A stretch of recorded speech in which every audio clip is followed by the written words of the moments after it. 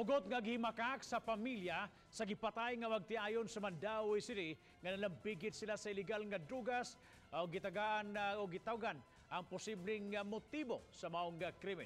Apan ang kapulisan mipasabot nga doon na sila gibasihan ining pamahayag ug usa gyud ka drug angle ang ilang isyu nga gisunod. Ano ang detalye ni Nico Serino. Sa usa ka lawak sa Mormons Church compound sa Dakbayan sa Mandaue, gihaya na karon ang patayng lawas sa gipatay nga magtiayon. Sila si Michael Canes, 27 anyos, ug asawa ni ini nga si Fraldine Kate Canes, 24, gipusil patay ni adtong miaging gabii. Ang insidente nakuhaan pa sa CCTV sa Mandaue City Command Center. Luwan sa motorsiklo ang mga biktima dihang gitaparan og lain nga motor. Dayon pauwan og mga bala. Dihang natumba na ang mga biktima, milipot pa ang sospek ngadto sa babay ug pagkahuman gilabnot ang bag.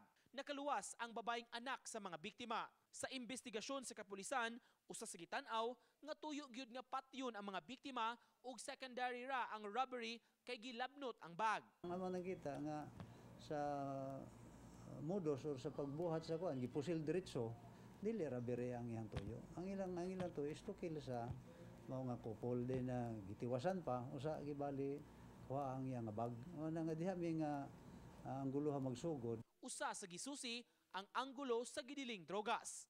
Unified watch list amo nakita ang ilahang pangalan kaya dito mi magsugod og investigar kaya to maikuan mo na ang profile para makatumbok ta og unsa ang motibo sa pagpatay. Apan ang pamilya sa mga biktima, hugot nga mihimakak nga nalambigit sila sa drogas. Kikasagmuyo sa parehong inahan sa magtiayon ang pagtumbok kanila. Si Ginang Adelina, inahan ni Michael, mipakita pa sa panimay sa duha nga likod ra sa iyang balay. Matud niya, bunga kini sa kahago sa pagnegosyo sa RTW online ingon man sa ilang pwesto sa usa ka mall. Sakit kayong tayo na. Nagdito ko kadawat sir ka anak wag na bisyo di minom di tabako.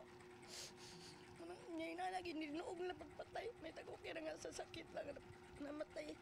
Pagbuto Ginoo, pagbuto tawo suspeita. Sawa pa mahitabo ang pagpamusil, gikan sa North Bus Terminal ang magtiayon kay may gipadala nga stocks sa ilang baligya paingon sa bantayan. Hustisya ang padayon nga panawagan sa pamilya nila ni Michael ug Fraldine. Sobra kasakit sir. Gipatay nila akong anak. Gitiwasan pa gid nila.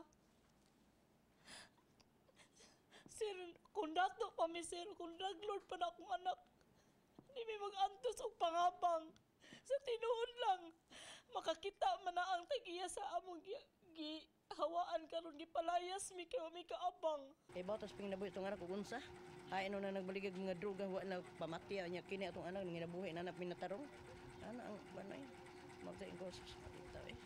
Sakit kayo, di ko kadawat sa kamatayon sa anak nga ginana. Uban ni Godfrey Relien, Nico Sereno, Balitong Bisdak.